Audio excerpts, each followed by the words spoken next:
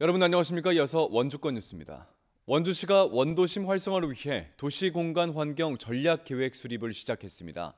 원주시는 학성동과 중앙동, 봉산동이 도시재생 뉴딜 사업에 선정됐고 일군지사와 교도소의 이전, 호수공원과 원주역 철도부지 개발도 예정된 가운데 이런 사업들을 유기적으로 추진하기 위해선 종합적인 공간환경 전략을 수립한다고 밝혔습니다.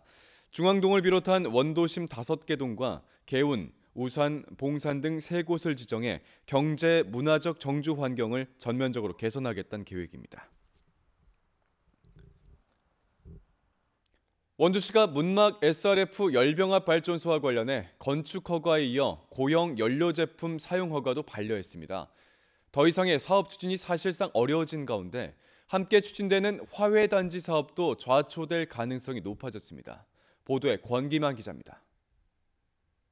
원주시가 문막 SRF 열병합 발전소 사업자가 제출한 고형연료 사용 허가를 반려했습니다. 원창묵 시장이 절차상 문제가 없으면 허가를 할 수밖에 없다는 입장을 밝혔지만 한 달여 동안 2번의 보완 요구와 검토를 거쳐 반려하는 것으로 결론을 내렸습니다. 원주시는 산업통상자원부로부터 받은 발전소 설치 기한이 지난 9월로 종료된 상태에서 사업자가 이를 연장하지 않았고 발전소와 함께 추진하고 있는 화훼단지 사업이 차질을 빚고 있다며 반려 사유를 밝혔습니다.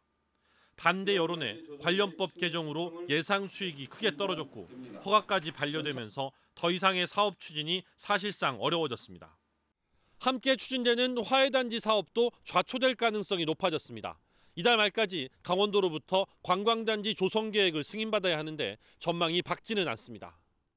사업을 위해서는 세부적인 시설 계획과 투자 계획, 관리 계획을 모두 승인받아야 합니다. 이에 앞서 사업 토지를 소유하거나 사용권을 증명해야 하는데 매번 이 문제 때문에 중요한 시점마다 사업이 어려움을 겪어왔던 점을 감안하면 이번에도 쉽지 않을 것으로 전망됩니다. 하지만 사업자는 추진 의사를 꺾지 않고 있습니다. 발전소 허가와 관련된 문제를 보완해 다시 신청하고 화훼단지 부지에 대한 매입 절차도 곧 시작하겠다고 밝혔습니다. 사업자가 이달 안에 화훼단지 조성계획 승인을 받지 못하면 화훼단지에 대한 관광지구 지정이 취소되면서 10여 년을 끌어온 화훼단지 사업은 백지 상태로 돌아가게 됩니다. MBC 뉴스 권기만입니다. 횡성군이 전국 최고의 명성을 얻고 있는 횡성한우의 모든 것을 기록한 백서를 제작합니다. 백서에는 횡성한우에 대한 고문헌 고찰과 지명 유래, 설화, 민담, 명품화 진행 과정, 횡성한우와 관련된 통계, 현황, 사진자료, 수상 내역 등 횡성한우에 관련된 모든 내용이 담길 예정입니다. 횡성군은 지난 1995년부터 횡성한우 명품화 사업을 추진하고 있으며 자료 수집과 검토에 들어가 내년 말까지 횡성한우 백서 제작을 완료할 계획입니다. 영월군이 지역 안전점검을 담당할 안전보안관 20명을 모집합니다. 과속운전과 공영건축물 비상구 폐쇄, 건설 현장 안전규칙 위반, 안전띠 미착용 등 안전무시 7개 관행을 점검하고 영월군과 경찰 등의 관계기관에 알리는 역할입니다.